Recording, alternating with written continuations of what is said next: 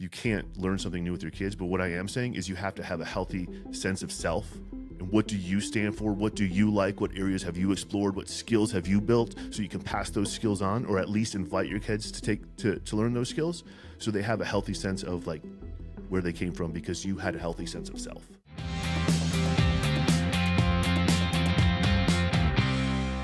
We've talked about, how important, protecting, the spirit of the individual, protecting the spirit of the Second Amendment, and then also to the family and how all of these things have been under attack. And whether that is 100% intentional and orchestrated, or if it's just something that has happened as a function of some of the other things that are going on, like that's another conversation. But regardless, it's something that's happening. And one of the things that has been happening for a long time has been the attack on healthy, balanced, masculinity, what some people call the dangerous gentleman. And I know that's something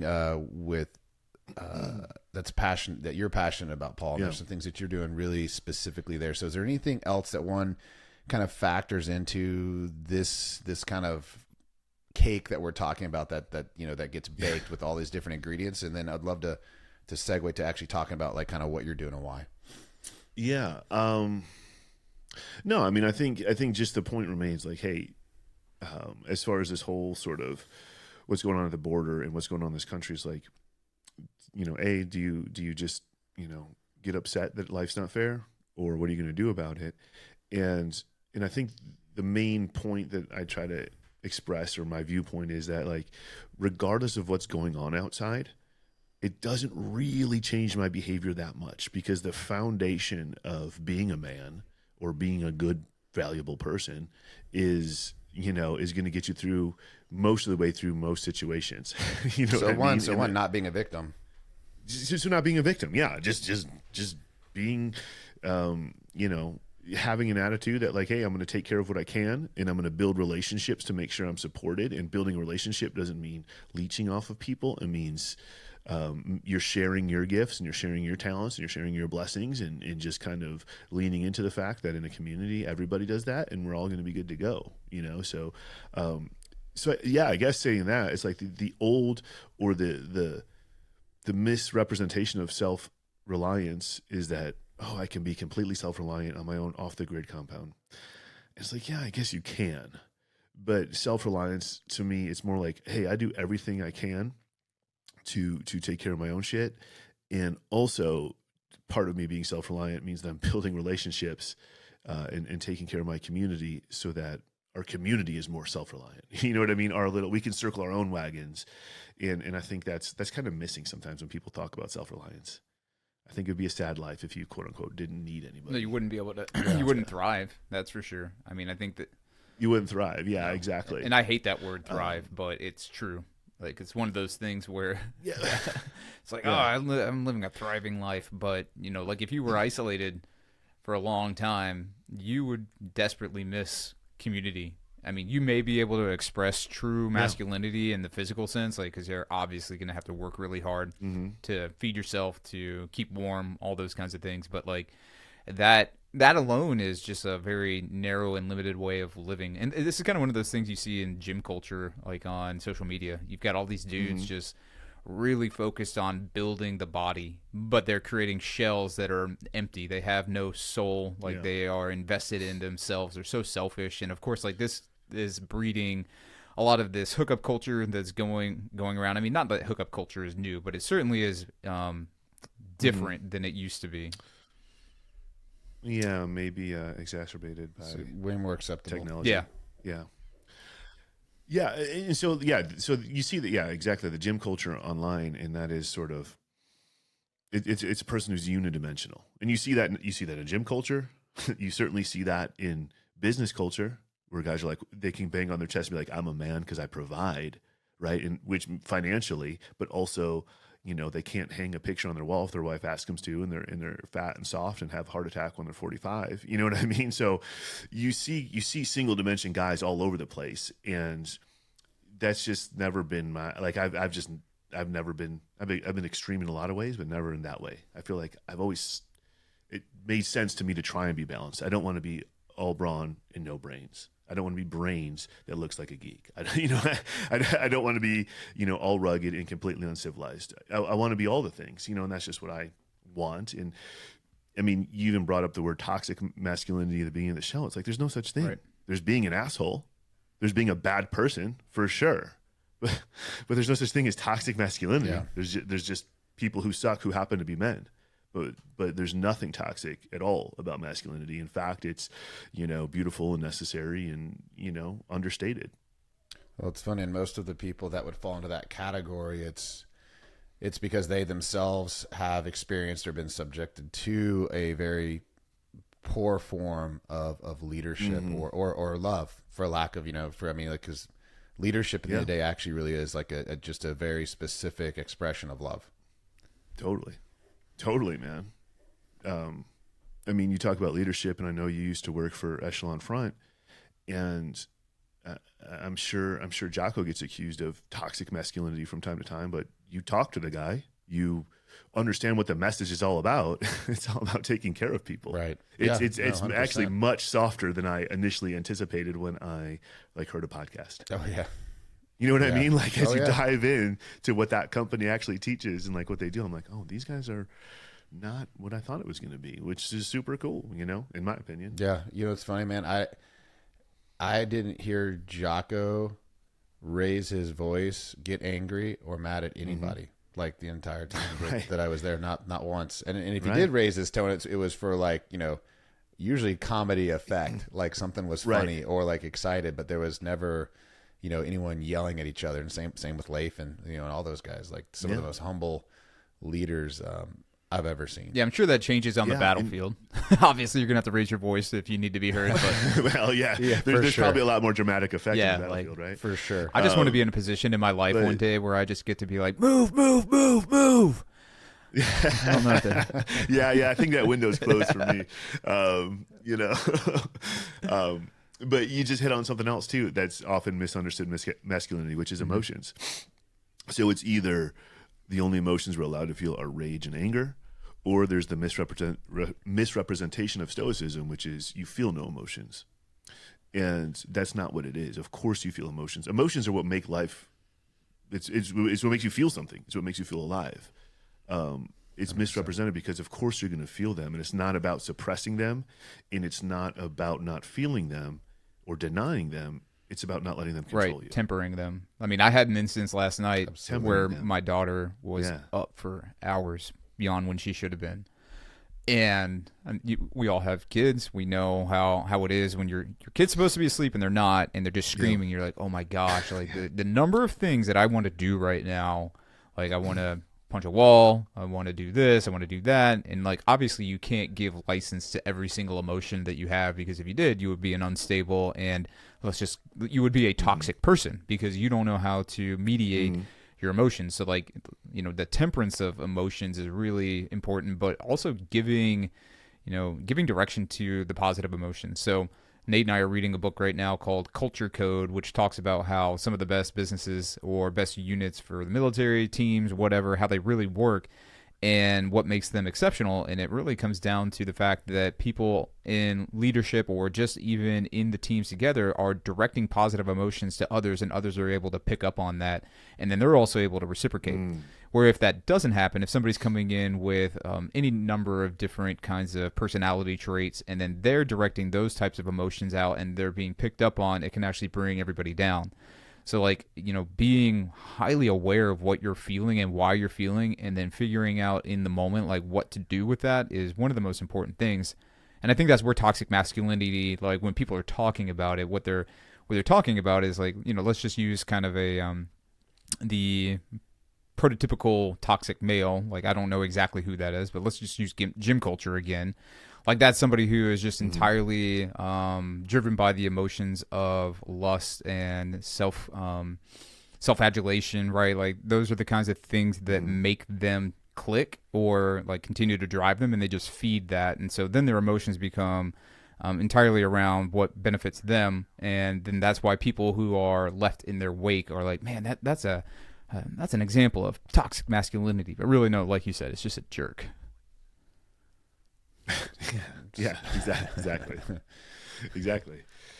Yeah, it's so interesting because it's like masculinity, just like femininity, makes the world go round, and having both does, and having both inside of each person. And realistically, most of the men and women you see that you look up to are pretty balanced. They're just like slightly, you know what I mean? So if like if you're a good solid man, you're gonna, for lack of a better term, be in touch with your feminine side. But you're gonna be like 70-30. You know what I mean? Like you're gonna be pretty balanced. You're not like 100% man, right? Like you have to have some of those other qualities. Well, you got to know, I think a lot of people don't realize that. Timing, proportion, right? It's like knowing the right time to express the more masculine side versus, when it's time to have a softer approach. And I mean, and that takes time. It takes practice. It takes having good examples, and bad, and a willingness to deal with friction. Because I mean, it's an interesting dichotomy to master. And I think it takes a willingness to be inside of, situations where there are friction to really learn how to regulate that. So, which I think is very difficult right now. Not to say that it's more difficult for men than women, but from the male perspective, it's really seemed like if you're a guy and you express too much masculine emotion, like you are a jerk, and you're out of control. And you're told if you're more feminine, that's acceptable. But then when men do act more feminine, it doesn't really actually play out like that in the real world. Well, I think oh yeah, I mean, nice guys finish last. That's 100% true. Yeah. Like for the old adage, right? But we can dive. It is true, and like I was going to draw from two different things from the Bible in particular. So it's not really pushing back on like you need to be in touch with your feminine side, but I think it's in Ephesians in the Bible. It says that like men need to acknowledge that women are the weaker vessel. Hot take. People are going to get pissed that I even said that, but if you look at it this way, like from an emotional standpoint, women tend to be a lot more volatile, right? Because they have so many different hormones that are flowing through their body that will cause them to go up and down. And they need to be able to experience a wide range of emotions more so than a man so that they can relate to children. Like that's the biological imperative for a woman. So for men, they just have to acknowledge like, okay, so she might be a little bit more, volatile. That's the best word that I can use. So I have to, as a man, come in here and not so much be in touch with my feminine side, but understand that the feminine is different than the masculine. Like I was designed to be more of a rock as a man. And the same thing is true when you talk about physical nature, right? Because like clearly anybody who is going to argue that a woman can do anything a man can do in the biological sense or like in the physiological sense is just wrong. Like you just can't even make an argument that says like a woman is ever going to be as strong as a man. And then the other thing I was going to say, nice guys finish last. Like this is one of the things that Jordan Peterson had really opened up to me. Is like in the Sermon on the Mount where Jesus is talking to everybody and he gives like these kind of rules. He says like, blessed are the meek for they will inherit the earth. People often interpret meek to mean weak. But what meek really means is people who are capable of great violence and who withhold or who hold back because they know that that is not a path for prosperity. Like the only time that a meek man is ever going to trip over the line and say, okay, I'm no longer meek is when he absolutely has to. And I think the meek man is the best kind of man because it's like, I am capable of intense violence or intense whatever it may be. But like, again, there's temperance on that because I understand that like for a well-functioning society to continue to operate, like, we need more meek men. And of course, like there's times where you're just going to be like, and not meek today or not meek in this moment because like if I am meek, then I am weak. So like, people have to understand that like this is why we have, it's honestly why we have hormones. It's like why we have testosterone in great amounts. It's why we have growth hormone, DHEA, blah, blah, blah, blah, blah, because like we need to be able to draw upon those in an instant to become who we are capable of being. And I think, again, like the capability is something you're like, okay, at any time, like I can just turn this switch on and be ready to go. Like, even like with firearms training, you're talking about, it's like you're just going out there and you're practicing the spirit of the thing. But at the same time, like if called upon, you're like, time to level up. Like you're never not going to be capable of doing that if you put in the work to practice whatever it is, like whether it's emotional intelligence, firearms training, blah, blah, blah, blah, blah. Yeah. There was a lot there. I was really good at them. Um, one thing I think you nailed is that men are built to be sort of this emotional rock. So again, not suppress emotions, but just be less volatile. And it's like there is a lot of like, oh, just show me your emotions, open up to me, that sort of stuff. Express how you're feeling. It's like, no, dude. As the leader of a household, and I run up my business with my wife too. If I'm shitting my pants about stress, about business something not going our way, and I'm crying and I'm so stressed out, that would destroy our household. That would destroy her respect for me. That would destroy my ability to lead. No way. Zero chance. And like probably that statement can be misconstrued as toxic masculinity, but it's not. It's just the reality of the situation. I need to find an outlet that is not my wife or not a female not a woman to go and express that to. I can go and say, hey guys, like, look, everything good?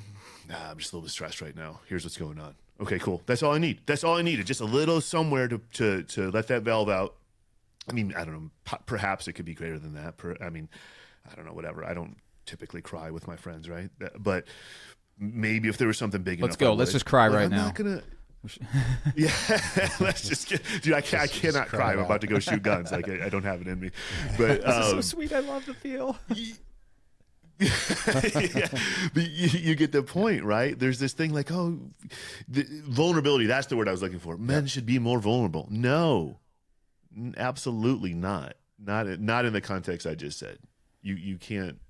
You need to lead, and you need to lead from a place where you're very steadfast. Yeah. Again, timing and proportion. There's a time and a place for those things to show up. Yeah, and I think that a man can be vulnerable for different scenarios. Like just speaking about your relationship, right? Like the relationship that you have with your wife, you can be vulnerable there. You're like, hey, when you do something like this, it makes me feel this way, so that you can build the relationship. But like you said, like if you're sitting there like white knuckling it through business, and your wife's like, hey man, how's it? Well, hey, honey, how's it going? You're like, oh my gosh, I am scared shitless. Like we may end up losing everything. And then you just kind of get frenetic. She's going to be like, oh, this is not good. Like I thought I married somebody who had their stuff together, but it turns out we're going to be living on the streets in a couple days. Like that's not what you need to inject into your marriage or your relationship.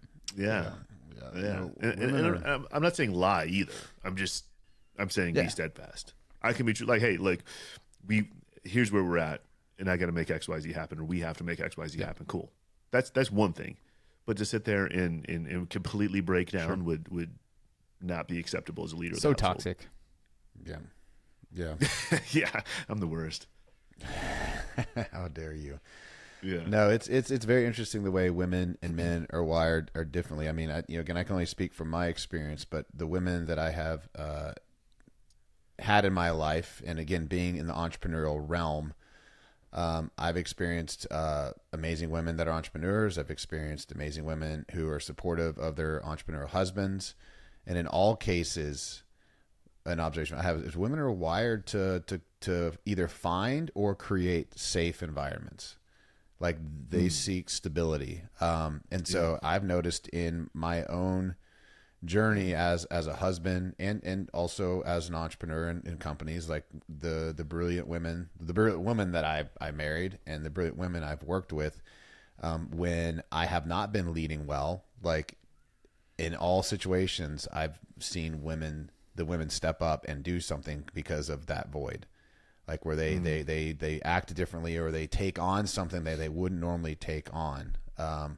Which has been, something that it's been, very educational to experience that, humbling in some ways, and and even at different points being like, wow, like I shouldn't have let this happen, but there's moments that occur that, just things unfold the way that they do. But I think ultimately, it's.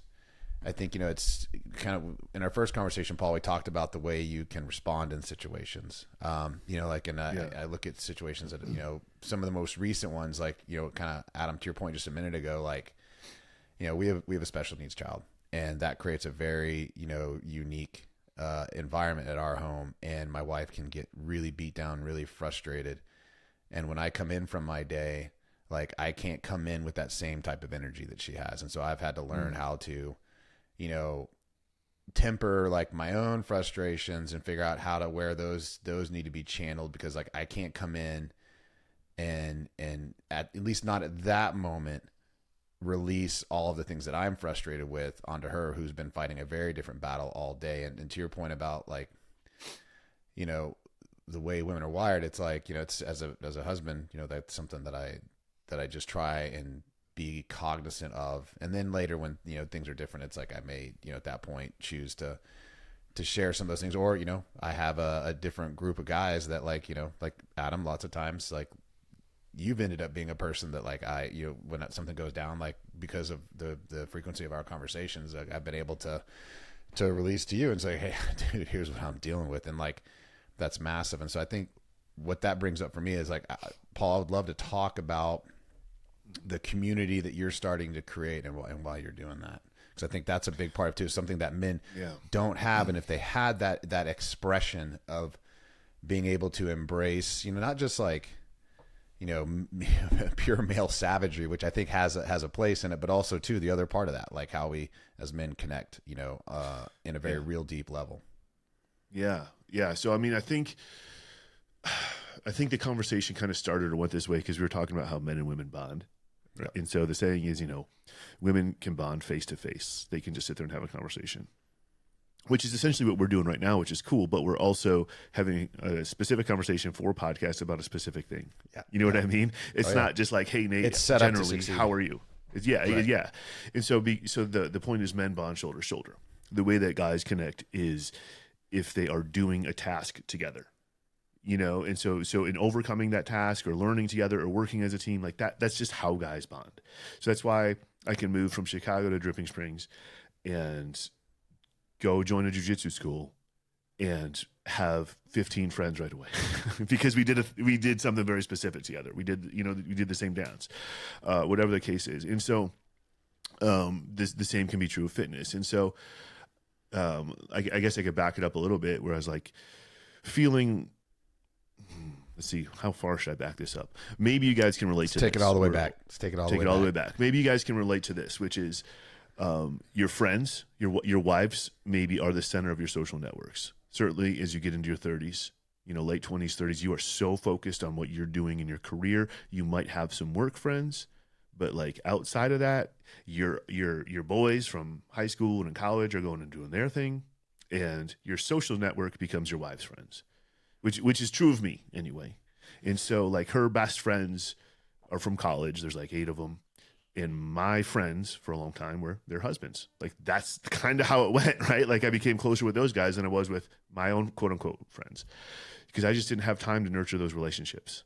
So the women were pulling everybody together, and then that's by default who I got to hang out with. Not that it's a bad thing. These are great guys. But anyway, come down to Texas. We don't have that anymore. We don't have that social circle anymore. And so we're building relationships with families. You know, Angie's meeting women, I am meeting men. Sometimes the families connect, sometimes they don't, right? And so we're trying to navigate this whole social situation. And that just kind of popped in my head, you know, like, hey, you know, shoulder to shoulder, let's get some guys together to do guy stuff. And like it was just as simple as running a Ragnar race, if you're familiar with that. Which is, you know, in this particular case, it's a relay race. So there's, you know, you complete 15 miles over 3 loops, and there's 8 guys that do it. And so one person's out there running, and everybody else is sitting at the base camp. And so there's like very, very little cell phone reception. We're out this ranch in Comfort, Texas, camping overnight. And I'm like, there's enough of a physical challenge. So there's a common goal, you know what I mean? But it's not so challenging. It's not like a Leadville 100. It's not like anything crazy. It's just enough of a challenge. But when you're not out there doing your run, you're sitting there hanging out outside with no cell phones, no TV, and just there we are, right? And it was awesome. And there's just a moment where I'm like, man, how can I do more of this? We're sitting out there, sleeping outside, no tent, you know, enjoying ourselves and having great conversations, looking at the stars. And I'm like, how can I do more of this? You know, how can I incorporate this into what I do, which is fitness, you know?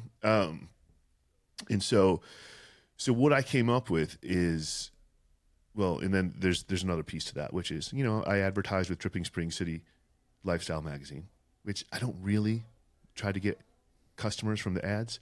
But when I was talking to Will, the owner, he's like, the magazine is a vessel for community. That's just the thing. But what you're signing up for is like networking and being a part of this group. And I thought that was super cool. So I'm like, okay, well, what's the thing that I deliver that most guys are looking for, familiar with? It's fitness. It's workout programs. That also creates a common bond or a common thing to overcome. If we're doing the same kind of workouts, working on the same kind of goals, like that gives us something in common. But how can I use that as a vessel to open it up and create a community, right? And so I'm like, what if I combine workouts, deliver monthly workouts, have an online community for people to chat, but really lean into the live part of it, getting together quarterly or whatever. You know what I mean? Hey, we're going to go run this race, or hey, we're going to go out and do this hike, or we're going to get together and go to Hog Heaven and do some firearm training, like whatever the case is. Because what I was trying to do is like, share my talents, share what I can do that's valuable, which is help guys get in shape, but also use it as a way to create connection with, which I think like is just desperately needed, in these times. So I went all the way back and all the way forward. I don't know. I don't know how far you wanted me to go on that. No, that's awesome. I mean, what else? So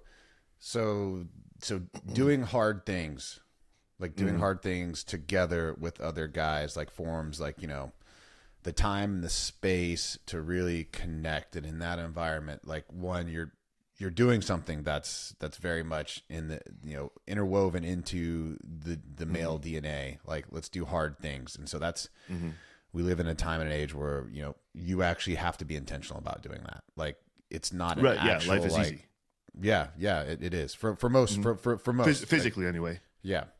Yeah, I think the smaller percentage now is for sure the men that are out there that are doing the really, really hard jobs, and thank God for those guys, because they do some pretty epically hard stuff. But what else? Like, what other something that so you mentioned doing hard stuff. What else? There's the physical nature of it. The hard stuff, like, obviously checks the box of mental.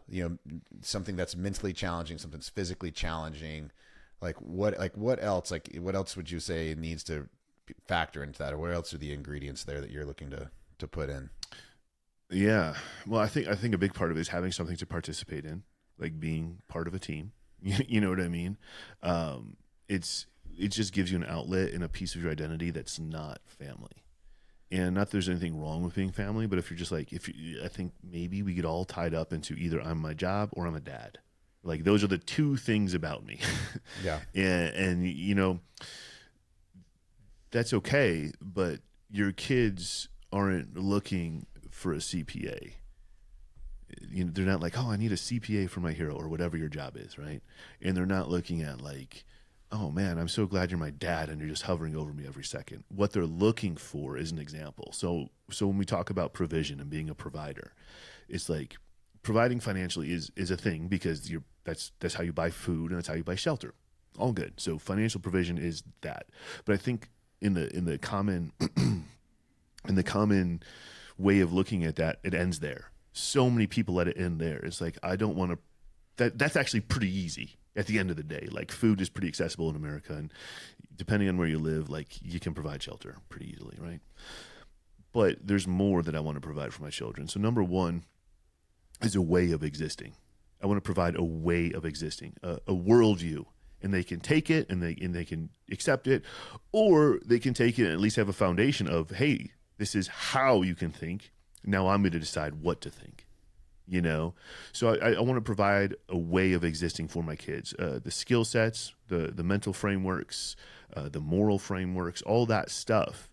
And I think you have to be experiencing the world on your own and constantly developing and evolving those things for yourself in order to provide that for your kids. If you stop your own development, if you stop participating in the world outside of your job and your family unit, you're stunting your own growth in that area, and you're not going to be able to provide that. And then I want to provide an example for my kids. So I want to provide for that. I don't want them to be like, man, it's normal for 40-year-old men or whatever, grown men, because they don't really think about my age. It's normal for grown men to be isolated. It's normal for grown men to not have friends. Yeah. It's normal for them to not have hobbies. It's normal for them to only work, come home, and go to my games or whatever. Like, no, I want to be like, hey, dude, dad's out there. Dad has his own life. That's the normal thing. Dad does these things. whatever it is. He lifts weights, he does jujitsu, he shoots guns, he goes camping, it doesn't have to be all manly, like whatever your hobbies are, right? And then dad can invite me into those things. But there's a big difference, and this is probably, people might not like this either, but it's like, if you suck at something because you've never done it, if you're like, oh, I guess I'm going to teach my kid how to shoot guns now, and you're both kind of beginners together, they're going to be like, dude, shouldn't you know how to do this already? Or like whatever it is, but it's like, if you have already explored the space and have a base level of proficiency and you're inviting them into it, that's a very different story. You know what I mean? And that gives them a sense of like where they came from. Okay, dad did these things. Dad has this expertise. Dad has these skill sets, and that's a part of who I am. And he passed those skills on to me. And I'm not saying you can't learn a skill with your kid. Maybe you decide at 40 years old that you're going to go learn piano and you guys want to do that together. Dude, awesome. That's totally cool. I'm not saying like you can't learn something new with your kids, but what I am saying is you have to have a healthy sense of self. And what do you stand for? What do you like? What areas have you explored? What skills have you built so you can pass those skills on, or at least invite your kids to learn those skills so they have a healthy sense of like where they came from because you had a healthy sense of self, What do you say to the guys out there right now that don't have a healthy sense of self? How do they go? What's a simple process for actually going about taking inventory and being able, because I don't think that our culture currently lends itself to where guys, like, just if you were to ask any guy off the street that question, like, I don't know if they're consistently going to be able to like answer it. Yeah, they have no clue. And here's why. Here's why, because it's not manly to have hobbies. It's, and I should put air quotes on that. It's not quote unquote manly to have hobbies. Yeah. It is manly to go and work yourself into an early grave and be a fucking martyr. You know what I mean? Yeah. And so what I would say to that is you are leaving a lot on the table in terms of what you're going to give your kids. So the number one, dude, it circles all the way back to the beginning of the conversation. How is this going to change my behavior? Go do you. Go explore the things that have been put on your heart. They've been put there for a reason. That's what life is about, is exploring, right? Exploring, conquering, all that sort of good stuff. Go do that stuff, whatever it is. Because your kid, it may not be in business sense income producing activities. And this is where we get tripped up. How could I possibly take an hour and a half to go to a jiu-jitsu class when I should be making money, quote unquote, should be making money? Well, because every day that passes by that you don't do it if you were curious about that, every day that passes by that you don't do it is a day that you can't get back to explore that. And now it's a day, it's a skill, it's a missed opportunity to learn a skill that you could have invited your kids into. And whatever that thing is for you, And so it's like we look at it as, well, I don't have time for that. I should be making money. That's not an income producing activity. Men provide, blah, blah, blah, blah, blah. But, the number one thing you can do is develop yourself. That's going to help you be a valuable member of your society and your community. But it's also going to give your kids a sense of where they come from. And that's the number one thing you can do to be an amazing parent. Martyr parents is not it, man. Being a doormat for your kids, being a chauffeur for your kids, That ain't it. That ain't what they need. That's not what best serves them. What best serves them is you to be you as much as you possibly can, to peel away all the masks of social conditioning, to put on all the armor of claiming the visions and the skills that were put on your heart and expressing that to them. That's what they need. That's what they want. It's just scary to do because we think we're supposed to be working all the time. I can't help but wonder if like part of the problem with where we're at in 2023 is that we've had 25, 30 years of kids being catered to. Like the millennials as well as the Gen Zers have had parents just being that doormat, like you said. So they think that the world revolves around them. And we should, as parents, be, and especially as men, we should be considerate of our kids. They're weaker. They need instruction. They need a lot of things that they cannot provide for themselves. But like you're saying, there really does need to be a parent who has a true sense of self. They need to be able to explore passions. They need to be able to have a life of their own. so that one they don't resent their children, because there are tons of people who resent their kids just because they're like, man, you are an obligation, like you ruined my life, and geez, like that breaks my heart to hear. And it's true, and that's why they're either ignored, or why love is often shown in terms of monetary compensation. It's like, I love you, here's money, here's things, like, you don't have to really worry about anything, but that's not the kind of love that they want. But one of the other things that I was thinking about, and this is probably taking this to 11, but I think it's worth talking about before we end up concluding this podcast, is kind of like why toxic masculinity is a thing, why it's being talked about, why it's being fought against by people on a particular political persuasion. And this is something that I have thought about, and Nate has mentioned before too. Like, I believe this is not a conspiracy, but there is a war on the masculine self, because, and this is just what I have learned so far, is that the government, let's just call it the government, like people in power who want to remain in power don't want a strong ruling class, like that they're ruling over, because if they have that, then like they can't just get away with whatever. And this goes back to what we were talking about right at the beginning, like these $6,000 paychecks going out to illegals. Yeah, it sucks, but it shouldn't change how you live. But at the same time, like if they have enough people that are like just rolling over and taking it, then at some point they're just gonna be like, well, we can go ahead and push this a little bit further. We can do more. And I'm looking at a ton of different things that I think are contributing to this war on masculinity. And like the bottom line is, like, the reason for that is they want to destabilize the family. They don't want strong communities. They don't want strong families. They want people living in isolation. They want people living lives of hopelessness, because then that just creates a system, like a fiefdom, essentially, where they can just draw upon the populace and say, like, you are nothing more than a piggy bank for us. Like, you exist to serve us. And I think that this is one of those existential types of scenarios where people need to wake up to the fact that, this is not by happenstance. This is by design, that people are trying to make it so that men are no longer men in the traditional sense. Like, if you compare a man from 1942 to right now, like a 20-year-old man, good God, that's a shell, it's a shadow of what men used to be 80 years ago. Like, those were, and I don't mean to say like they were real men and now they're not, but like they had something about them. They had this spirit that was more than just like, hey, like, how do I get something done on Tinder tonight?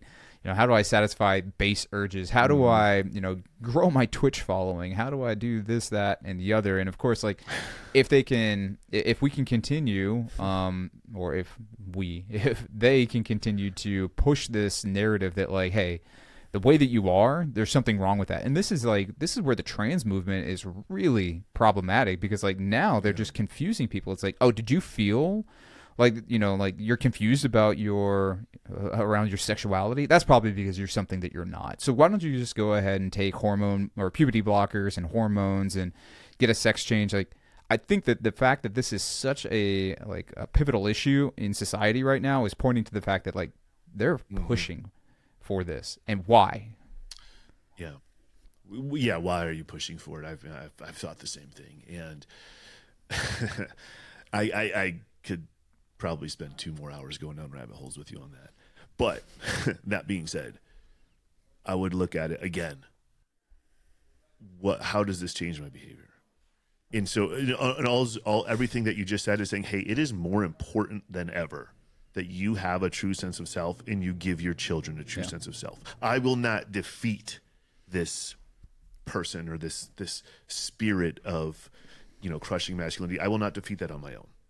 But I will do my part by defeating it in my own heart, and I will do my part by giving my kids a sense of self for who they are, so that at the very least, there is people like us who will not accept the download. Right, we can galvanize. Who cannot be persuaded. Yes. Mm-hmm. It's funny. Something else that comes to mind as we're sitting here talking about this, and I think a lot of what's happening between social media, in the media itself, pop culture, there's a strangulation of the ability to think freely for yourself. Like, so we're talking about, teaching our kids a sense of being an individual and truly honoring, their gifts, their talents, their natural wiring, but like they're bombarded with so many things that it literally restricts their ability to think freely. So, that's, I don't know, throwing that out there. That's just something else as we're talking about, like, man, like that's happening. Well, even the polarization of politics, right? Yeah. Which maybe it's always been polarized. Obviously, I can't speak to what it used to be like, but I'm like, man, they're, kind of libertarian over here, right? But there's things that both, like, I don't buy the Republican line, hook, line, and sinker. Certainly don't buy the Democrat line, hook, line, and sinker. Why are we made to believe that that's the only thing? That if you have one disagreement with one party, you're a traitor. Right. You're a traitor for telling me that. You're a traitor for trying to suppress somebody for having their own opinion. Like, how dare you actually think? How dare you actually think? Yeah. And it's absolutely an attack on free thought. It absolutely is. It's policing of speech, but it's not policing in laws. It's policing in shame, and it's policing in social, making you a social pariah if you say the wrong thing or think the wrong thing. The court of public opinion can be turned against you if you feel a certain way. And that, to be honest with you, that's probably more dangerous than the government policing it. Because if the government policed it, more people would push back. It would be so fucking obvious. We'd be like, we do not accept this. But if it's the court of public opinion, who are you going to push back against? Well, I would make an argument that the government has a pretty big role in how the court of public opinion ends up forming opinions. Yeah. Well, yeah. Yeah. I would. Yeah, Yeah, you look at for the sure. Twitter files. What I'm saying is they're not legal. They're probably having a hand in shaping it, but they're not making it actually illegal. Yeah. Right? Yeah. Absolutely. No, there's no. And let's also talk about polarization of politics. 150 years ago, people were getting beat on the Senate floor. So. I suppose I knew that fact. I didn't draw upon it, but yeah. Teddy Roosevelt days. I mean, yeah. Homeboy was like, let's get the boxing gloves Yeah. out. Yeah. Yeah. Yeah. I mean, and the thing is too, it's like we're led by weak men and weak women. That's the real issue. Like they're weak. Being a politician was never supposed to be a career. It was supposed to be about like, hey, I can serve. I guess I can take a couple of years away from my life to serve the public good. And now it's like this is a way to build wealth. Yeah. To get into office, to make backdoor deals, to take bribes. How the fuck does a senator who makes $150,000 a year build $20 million in net worth? How does that happen? Yeah. It was never meant to be that. So these are weak. These are leeches. These are weak people with no moral framework, with no philosophy on life, with no idea that their laws are affecting the lives of other people. They're only seeing how they affect themselves. So they can dial these things up. Oh, let's turn up the gay agenda to polarize people and get me elected. Let's turn up the trans agenda. Let's turn up this over here. Like let's rev up the religious base. Let's manipulate people's emotions based on their religion, which is completely dishonest, or amoral, I should say, immoral, and rev people up. They're just manipulating via words with no concept of the fact that these are real people who have real lives that they're affecting. It's insanity. Yeah. It's just pathetic. But now you guys got me going down the rabbit hole. No, I love it, man. This is the good stuff. I mean, yeah. And I look at it and it's it's hard to tell like what's actually intentional and then how much of it is kind of like what you were just talking about, where it's greed and it's ineptitude. Like they're willing to do whatever they need to do to stay in their position, and right. So it then opens the door for whatever the hot agenda is for the moment to slide in, and it's like there's just this getting jerked around and pulled around, and they're totally fine with it. But it's like the wolf kind of sneaks into the hen house, like because that door is open just a little bit, so that they can continue to get the eggs they want to get. Yeah, and I think if we're being honest, I think the real wolves probably aren't even the actual politicians. No, they're definitely not. They're the people who get the politicians elected. Yeah, they're the ones that see that door cracked open and they're like, all right, now I can get in. I think some of these politicians are dumb enough to believe that like people actually like them and they're like a big public servant hero. Like I think some of them are kind of dumb enough to believe that. Oh, my constituents love me, and have no idea that they're being manipulated by someone else who's getting them elected. So, yeah, man. I'd be remiss if I didn't say one more thing though, because you kind of asked for practical tips, and I went off really big picture, high level stuff. Right, circling back a little bit. Sounds good. But all this comes down to one thing, man, and it's reclaiming a little bit of that ground for yourself. So how do you form a true sense of self? How do you form your own opinions, right?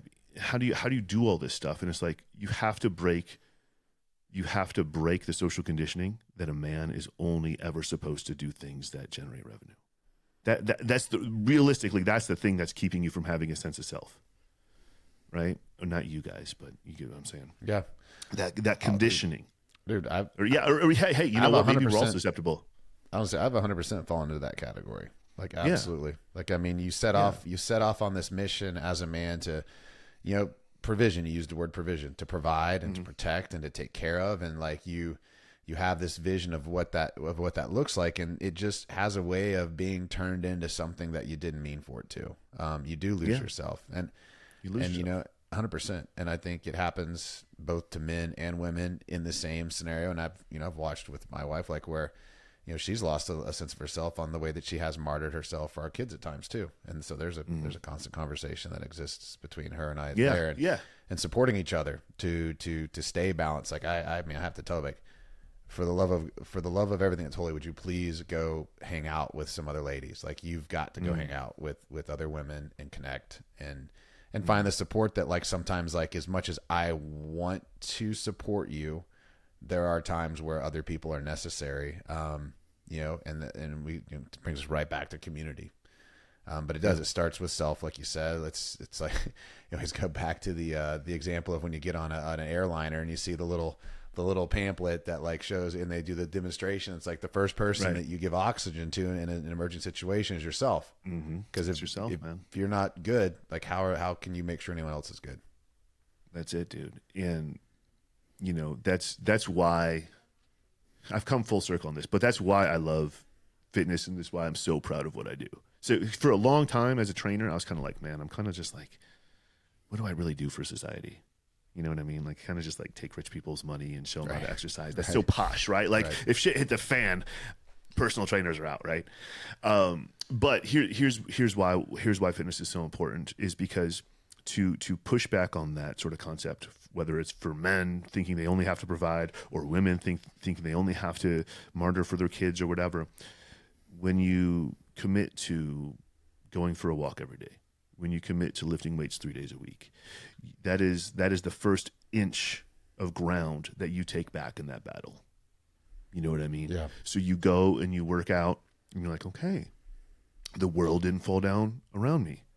You know what I mean? My business didn't fall apart because I went to the gym for an hour. Cool. Now it's starting to turn the tide in your brain. You start to build momentum. You start to see, I feel better. I have a stronger, you probably don't even realize, sense of self, but you're like, dude, I feel stronger, physically stronger. I feel more, capable. And so inch by inch, you're reclaiming this category, and it all starts with just like a little bit of fitness. Just commit to, like, you need it anyway. You need it anyway. No, there's a mind-body connection without a doubt. The mind can only go so far that the body will allow it, and the body, you can only push the body if the brain's engaged. Like it takes both. Yeah, dude. Yes. And then, and so when you make that connection, and then you start giving yourself permission to explore more and more and more. You're like, okay, cool. If I can lift weights, maybe I can do jujitsu. And oh shit, my kids think I'm really cool because I'm doing jujitsu. Like, maybe this isn't a net negative where I quote unquote should be doing more to make money. Maybe there's more to provision than that. Yeah. Maybe I should go.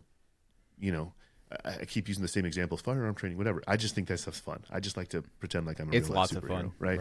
But it's whatever it is. I also play guitar.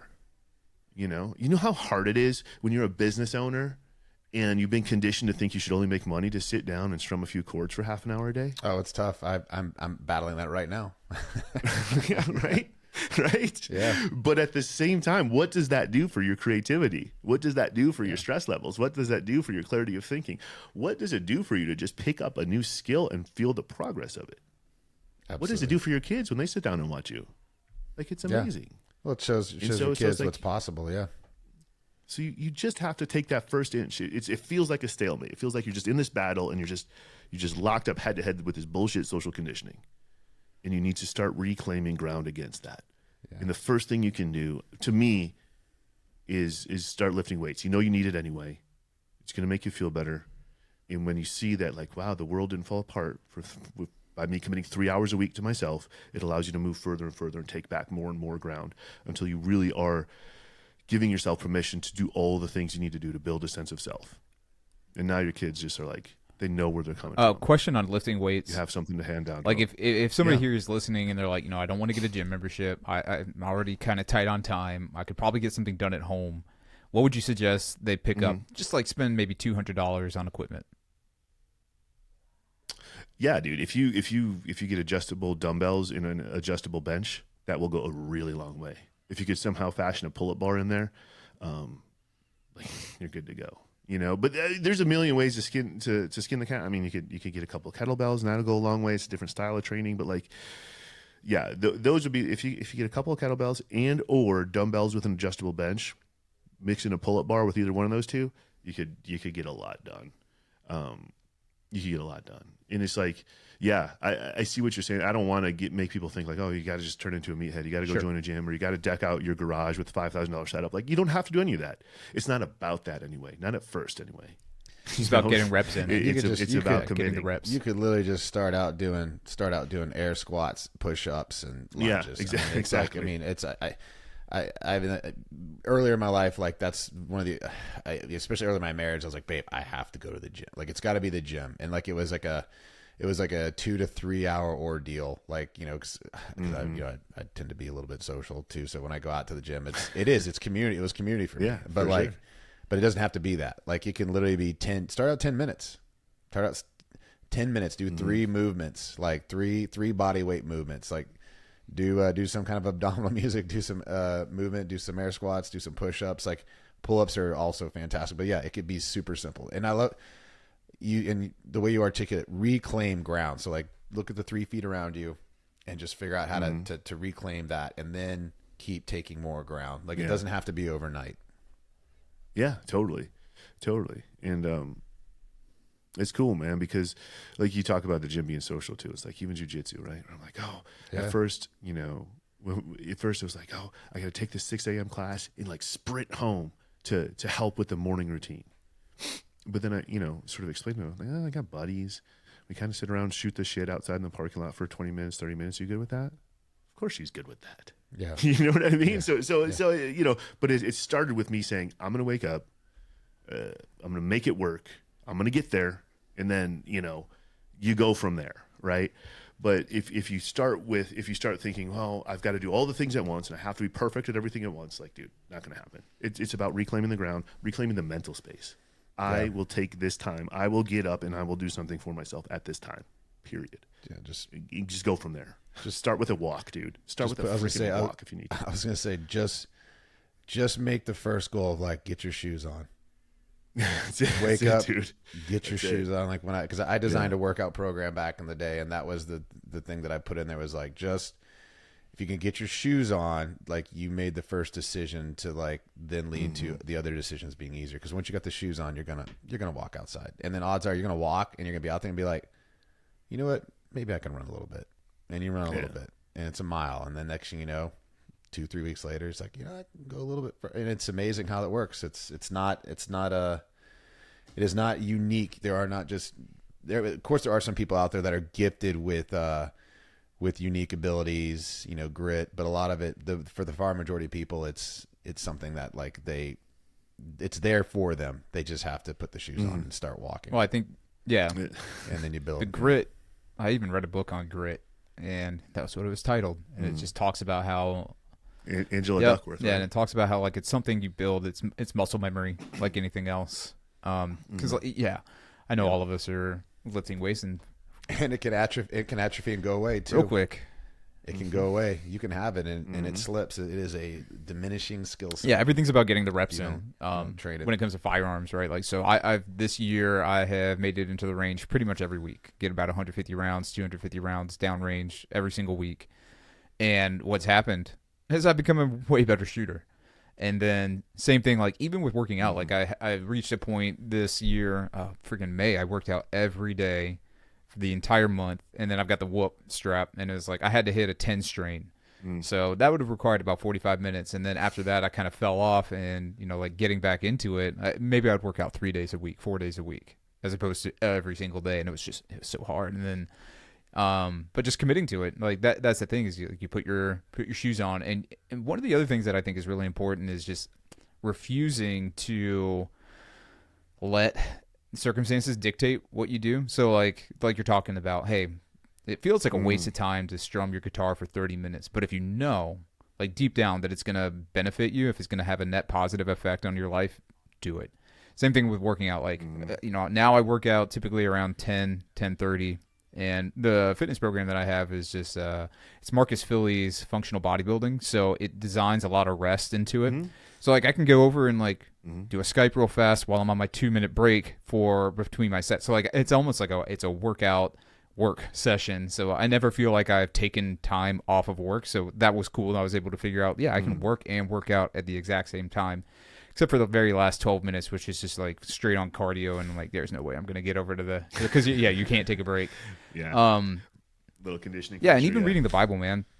Like there's a lot of times where I'll wake up, I want to read the Bible, and I don't, and I get into the office, and then I'm just like 20 minutes. It doesn't matter. Like the office or the workload is not going to go anywhere. Like nothing is gonna fall apart if I spend 20 minutes in the Bible. But if I don't do this, I know that I'm going to suffer because of it, or regret it, because like this is so foundational for my spiritual well-being. Well, it's a calibration session for you. Yeah. You calibrate. Yeah, and it's just one of those things where you're like, it doesn't make sense, like on its surface, like this is not a revenue producing activity, but if I don't do it, I'm gonna regret it. So like those are the kinds of things, like when you're saying I should go do something else, just say, shut up, I'm not gonna listen to that voice. I'm gonna do this thing because I know it's good, it's going to benefit me and the people around me.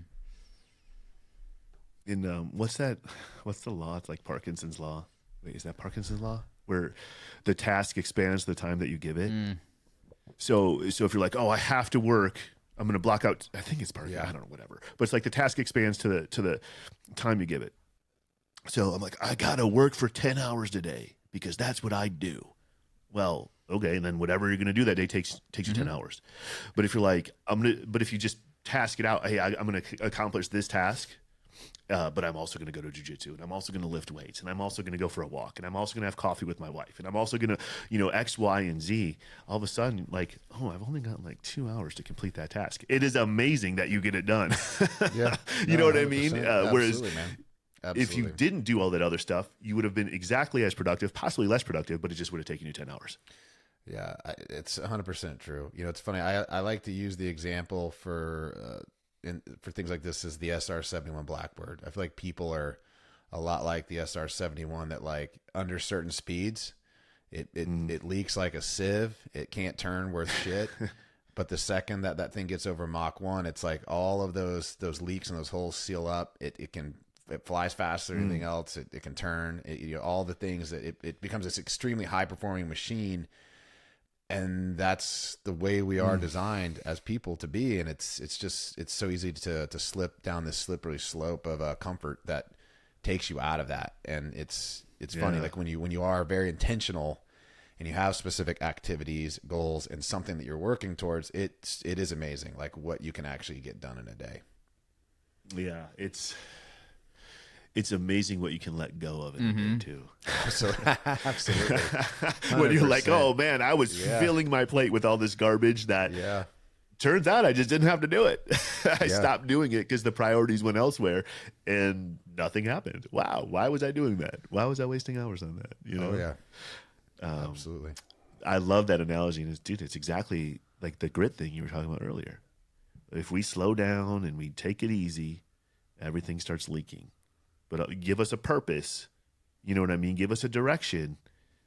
Man, It's pretty freaking cool what can happen. Yeah, and when it comes to fitness in your body, like that really should be the first starting point, because how many people are successful from revenue-producing activities that just feel terrible and like who don't have energy? Right. And even then, like, you know, I know that it goes without saying for people who already know this, but like, and we even touched on this earlier, but like if your body is healthy, everything else works better. Yeah, and you know, one of the best parts, you'll fall asleep at night. Easy. Because you're like, man, I'm tired. I worked out hard. Yeah. No, dude, everything feels better when you're strong and in shape. And obviously it's relative to the person, and you know, but I mean, man, I even like when I'm solid, like even just going up the stairs, like I'll get up the stairs and I'll be like, dude, that just felt good. Like, You know why? Yeah. And you just snapping your step. Here's why. Because working out is racist, and you are achieving max racism. yeah, it's double racism if you get it. Exactly. It's triple racism if you use math to count your reps. So It's just like I've achieved max racism by walking up these stairs. Oh my god! Well, it's racist probably to have max privilege. That'll be the next one. Yeah, exactly. Only slave owners had stairs. Achieved. Yeah. Oh man, that shit is so sad. That's talk about some of the buttons people can push. Where it's like, you don't really believe that. You don't believe that 2 + 2 = 4 is racist. You don't believe that. You are clearly insinuating It's division just trolls when you say shit There's like just so that. many trolls. Yeah. It's great. They're like, I crazy. can get paid to just troll the entire world? Just make shit up. Yeah. Yeah, it's rough, dude. It's rough out there. That internet's a wild place. it's a crazy world. I like my safe internet, just like no doubts. Google, like my Gmail, and then our teamwork. And like all I do is spend time on teamwork platforms, and I don't actually go out into the wild west. Although it is crazy, like Rogan was talking about how he uses Twitter and like he sees murders and all like how violent it is because it is kind of the wild west of free speech. And the other day I got on because somebody had shared something from Lyle had, and I get on and then like it goes to the news feed, and the first thing that I see is like this video from 2018 about these guys just in a car doing a live stream, and they're messing around with a gun and just blows a hole straight through the dude's face, right out the back. I was like, oh man, Rogan wasn't messing around. They really do show. Oh wow! Yeah, it wasn't a murder; it was an accidental shooting. But I'm like, It was okay. But they actually showed it. Wow. Yeah. I mean, Yeah, it was. There was no click a button. So they've taken that all the way. Yeah, there was no like, hey, do you want to see this? It was just like, watch this dude get dumped. He's gonna get dusted right here. I was like, oh, and teaches This guy dust himself. maybe- Yeah, if you want to learn about, maybe people need. yeah, to if you see need to that. learn about firearm safety, here is a perfect video. Need to learn about what can Yeah, happen. it was yeah. crazy. There probably is. We talked. Adam and I have talked a good amount this week about unintended consequences, which there's a lot of things that we've talked about today that actually probably would check that box. But man, when I think about like, if there was more things like that being shown, like there probably would end up being less people doing those stupid things because they saw someone else like, and what the ultimate reality of doing some of the really dumb things that get done. Yeah. Yeah, man. Dude. Well, man, I don't know if this is a good natural end to the conversation or if there's any other direction we're going to go here, but man, this has been a great conversation today. This is exactly what when you and I started going after we stopped recording last week. Yeah. But I'm glad that Adam was here for it. Yeah, totally. Yeah. Me too. Yeah, Me too, man. It was awesome. Right on. It's pretty cool that this is quote unquote work. Yeah. Dude, it's funny. We were Right, talking. Yes, we were talking earlier about like, your kids don't necessarily like get excited or look at you and like, need a CPA or need like a marketer or need, but for the first time, like you'll see like my kid's existence and me being a dad, like I think it was like last week that I've never had my kids ask me so much about something that I'm doing, and they've been asking me nonstop about the podcast. And when they Yeah. someone was asking my daughter the other day what I do, and she goes, "Oh, he's a podcaster." I was Well, yeah, it's true. It's true. It is true, but it's just funny. Like I was like, Yeah. it's interesting because it's not.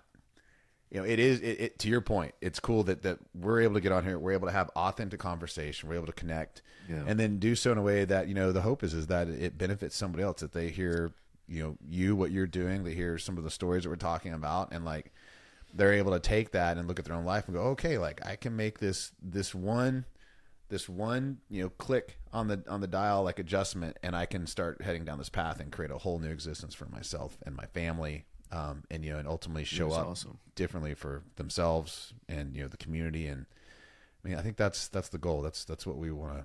That's why we're here. That is, dude. I was telling my kids today because I typically drive them to school, and I didn't because I came here and I just, hey, I got to go do a podcast. And I'm like, what's a podcast? I'm like, well, because they've been to our office, right? I'm like, when I talk into the microphone, I'm like, oh, cool. You're going to go talk to some other moms and dads? Yeah, like, yeah, buddy. Yeah. That's exactly what I'm going to do. That's what we're doing. And I hope it does something good for him. You know what I mean? Like, and it's just so cool that he thinks that, like, yeah, you go out, you sometimes the moms and the dads need to go talk to each other and sort some stuff out for the good of society. Like, obviously he didn't think that. He's 4.5, but he understands the importance of connection. He's connecting dots, like in his developing brain. He's connecting the dots that my dad is intentionally leaving this house and he's helping other people. That's what my dad, who's a man, does. Yeah, exactly. And so it's like, that's like, oh, okay, you're not going to drop me off. Like, that's a bummer, but like, I get it. You got to go talk to the moms and dads. Yeah. Like, you know what I mean? I thought that was super cool. If I was just like, oh, buddy, I got a meeting. You'd be like, what? What's a meeting? That sounds lame. Dumb. You're leaving me because of a meeting? Yeah. Right. Right. So, yeah, I think it's cool too, man. And not to take us down a completely different path, but something we talked about earlier was like, Adam, you talked about the men that, from the 1940s. And I immediately think of my grandfather, World War II vet, hard dude, did not talk a lot. Wasn't necessarily the most nurturing man. He did show me and my brothers, that he loved us, in his way. And I think, I think that, we were able to recognize that. But I think about like the difference between like, if we can find the balance where like, as men, we have that grit that they had, like that we can do anything we have to do, in defense of like, our country, in defense of our family, like, protecting ourselves, but balance it with that ability to walk out of the house and like tell our kids like, hey, like, here's what I'm doing. Here's why I'm doing it. Cause like, I think about what my grandfather, didn't do, and it's not his fault. And even my own dad, he was raised by, like, my other grandfather was a navigator, like on a B-17, and another just kind of like hard grizzled veteran. Yeah, mine too, actually. Yeah. They didn't kind of tell you what you were doing and why. They just were like, no, you just need to do this thing because I told you to do it, like, and because I said so. And I've made it a mission of my life to never say that to my kids, and I don't think I ever have. But like, if we could find that balance of being that gritty, like, I will do whatever the hell it takes to accomplish this thing in front of me, but at the same time be able to stop and have that conversation of like, here's why I'm doing this. Here's why this is important. Like, as a man in this family, like, we seek to help other people. Like, it's just part of like who we are. Or however you want to articulate, but that's, it's just, I keep thinking about like that balance. Cause like there are times I'm like, man, I sometimes just want to be more like my grandfather, but at the same time, there were aspects that like, that I would say weren't like 100% the complete man. He definitely had like that masculine provider, like kick-ass take names, like thing at all times. But that softer touch when needed wasn't there. And again, not his fault. It's just, his mother died when he was in second grade. So he did not grow up he grew up in a very shrewd, harsh, hardcore, German, culture, where Germans just put their heads down and they just do work. Like let's talk about suppressing emotions. Yes. That's 100%. Yeah. I think about that a lot too. And I think the balance can come from, it's like, dude, we can draw from the past. So there's a danger in romanticizing the past and pretending like the present is complete shit. Yeah, absolutely. Just like anything else in the world, there's good and bad in everything. And again, going back to critical and free thinking, it's like, dude, my dudes our age tend to romanticize World War II because our grandfathers were in it. Yep. Like 1 in 4, which is crazy. It's insane. And we crave that much purpose. We crave life, for lack of a better word, being that simple. Like, there is a bad guy trying to ruin the world, and the entire country needs to come together, and I need to go risk my life to save the world. We will never, like, we don't have that. We've never had that moment. Even September 11th, there was, like, within our own country, people were like, oh, we still shouldn't go to Iraq. Like, it was never that unified. It was never that clear. Now, of course, and I'm not saying, like, to take it with a grain of salt, right? But also, like, yeah, dude, my grandpa, he came back, drank a ton, was racist, homophobic, like, there were some not so great things about the Greatest Generation as well. Does that mean, can I judge them by today's standards? No, man, that's what he came up with. So, hey, dude, here's some really good things about those dudes. Here's some really great things about millennials. They are sensitive. They are aware. Like, cool, man. Like, can we find a way to make those worlds meet? And they don't want to work themselves into an early grade, which is great. Yeah, right. Freaking beautiful. Right? I mean, that, like, there's people who kind of poo-poo on that. Oh, they're so lazy. Oh my gosh, they left work. Dude, my first job, they used to make fun of this dude for leaving at 5. Everybody in the office made fun of him. Oh, everybody knows Julio leaves right at 5. Like, what a bitch. Sorry, I'm not sure how much you guys. And like, I remember being like, but so you're just staying here? Like, for what? So then it became a contest to see who could stay the latest, even though they weren't doing anything. And it was in my head, like, everybody's making fun of Julio. I'm like, I'm kind of on Team Julio here. Like, I kind of want to bounce out of here and go live my life too, Julio's got it figured out. Yeah. So I don't know. It's kind of funny. Yeah. No, balance, man. Let's look at the past. Like, let's look at the present. Like, let's, look at the world around us, and let's make decisions based on what actually gets us where we're all trying to go. Yeah, man, it's too much logic, man. It makes too much sense. Yeah, the thing about the logic is, like, you can never. It's like an itch. It's never completely scratched. Like, the more you think about things, the more you'll always think about things. And so, like, there's a word called logical conclusion, but, like, is there ever really a conclusion? Like, you always have to keep sorting it out, and finding the balance and whatever. And I think that's maybe a daunting task for a lot of people. Like, oh, I'll never have the answers. Well, maybe I'll just accept this answer right in front of me, because, even if it's not perfect, at least I can just put that thing to bed. Yeah. If you can be uncomfortable, or if you can be comfortable with the fact, like, I'm never gonna have my mind made up completely. I will always be open, and I'll always be searching for balance and for whatever. Yeah, it's daunting, but it's like, I don't know. I have this theory that you only get old when you close your mind. I'd say the same thing. It's exciting. The adventure never stops. Yes. Hell yeah. I mean, that's, again, we go back. There was a book I read.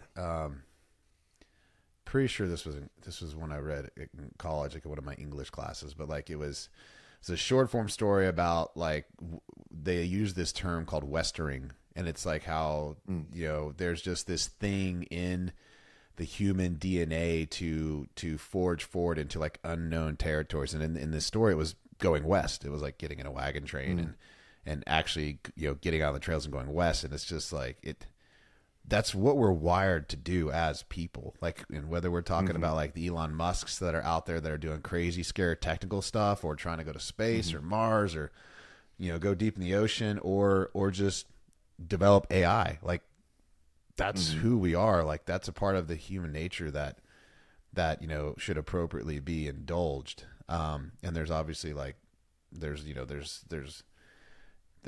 rules that should be, probably adhered to around that, as far as, like, how far certain things should be pushed. But, getting back to the balance thing. But that's, and I think again, going back to the community you're creating, like, it's that's part of what, like, you're honoring, like, in, yourself, and seeing the need to honor as a community. And, that's, again, minus doing those things, we end up seeing a lot of the stuff that we see now. People that are sad, they're depressed, they're upset, they don't have any purpose, no mission.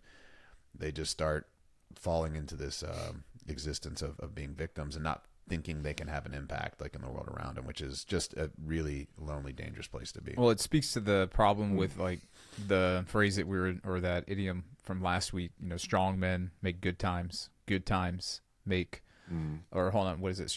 Hard times. There we go. Hard times make strong men strong men create good times create weak men create hard times. And so many people are living through good times and they're just like, man, I feel purposeless because like everything is just handed to them on a silver platter. They don't have to work hard for anything. And especially if they just like, this is one of the problems with the modern education system, especially at the collegiate level, is like, you know, you're just churning out people who are cogs in a machine, and there's not a lot of purpose there because like they can just go into a job or a field and plug away for decades and just feel like that's meaningless. And this is even something that happened in like the Greatest Generation, right? Like everybody who was growing up in the 50s, 60s, and 70s, like, yeah, they went to work at a mill for 30 or 40 years and it was hard work. And maybe the purpose was a little bit more apparent there because like it was harder to put food on the table. So like they actually did feel like they were providing in a sense that now you don't really have to worry about that because like you can make $20,000 a year as a family and still have everything you need plus some, thanks to government assistance and just like how cheap everything is. But you know, that's why I think there's so much despair right now in the generation. And you know, like I'm a millennial, so just barely, and then you've got these Gen Zers who are younger than us, but like that's what's happened. Is they're just like, what is all this even for? And it's interesting again to quote Rogan. Like he says that he believes that people, like the human race, is just like a race of individuals creating better stuff, and ultimately better stuff is unfulfilling because like there's a moving target. The goalpost is never any closer. You're always just looking to something else to help you reach that end destination. And if all that you know, like if all that you're ever satisfied by is like the new iPhone or like the new house or whatever, like then you know it doesn't matter how much.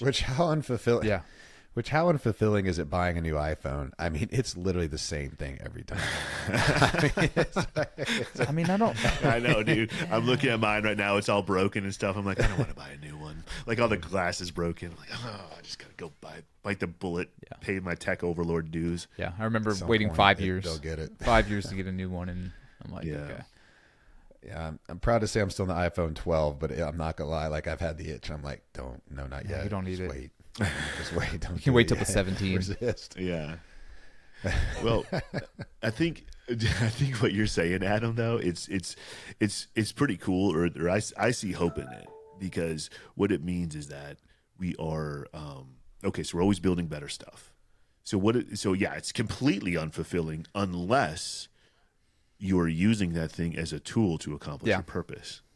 So I'm like, you know what I mean? So I'm talking to you guys on, you know, my podcast thing and my laptop, and I got my iPhone right here. And those things by themselves, I mean, just don't do anything for me. But the fact that they're tools to create this life and to share ideas, that gets me really excited. You know what I mean? Like I'm looking at some cameras over there and I'm like, dude, I don't care about cameras necessarily, but the fact that they help capture my video courses, you know what I mean? And do so in a way that makes them visually appealing for people and all that stuff. I'm like, hell yeah. Like what a cool tool that allows me to create my own purpose and disseminate it. Like that's amazing. So it's that despair thing is like the good times create the despair, which means, okay, let's circle it all the way back to personal responsibility. Mm-hmm. Dude, it's on you. You got to create that purpose for yourself. And that's actually the hardest work. that's the hardest work for me is just to constantly be like, why am I here? Well, I don't think you have to create the purpose. I think you're born with a sense of purpose imbued. That's why we're always struggling to figure it out. Yeah, sure. But it like, and that purpose but it's a struggle to figure it out. Right. Well, and I think, you know, maybe not even discover it's it. Uncomfortable. Maybe if we're talking from a tactical level, like what is the exact thing that I am meant to do? But the purpose is to love other people. And that's again, like, you know, learn how to love yourself well enough that you can then be a lover of other people. And again, like when I say love other people, that doesn't mean tolerate bullshit in other people's lives. It means doing hard things, like telling people where they're falling short and also allowing them to be able to do the same thing for you. Because like if you're loving other people, you're going to give them agency to speak into your life when you're doing something wrong. So I just want to make that clarification because like loving people is definitely something that has been convoluted over the past few decades where you're like, that just means that you let people do whatever is reasonable to them. And it's like, no, that's not what love is. I can love someone from a distance. Yeah. Right. I can love someone and still hold up boundaries. You don't even have to like them. Okay. So you can love I'm them. glad you made that distinction. Yeah. Right. Yeah. You don't have to like them. You can love them.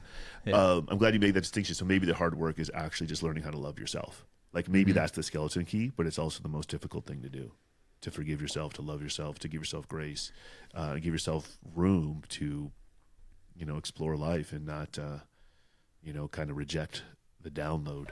I use that term a lot, but that's just what it feels like. It feels like there's a big download of social conditioning, and it's really hard to fight against.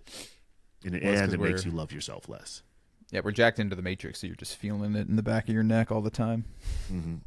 And again, that's why you gotta disconnect and take the time to be with yourself, be with other people that are like-minded, and go do hard things that give you that space and time to become more objective. To re-energize, and also too, to disconnect from that stream of information that can have, because again, you are the sum of the 5 people that you hang out with, and that could include like the constant stream of information that you are that you're pulling down and assessing and making allowing it to impact you, because that it does have an impact. Going back to loving people, it's like, I can love you, but I will not accept your influence.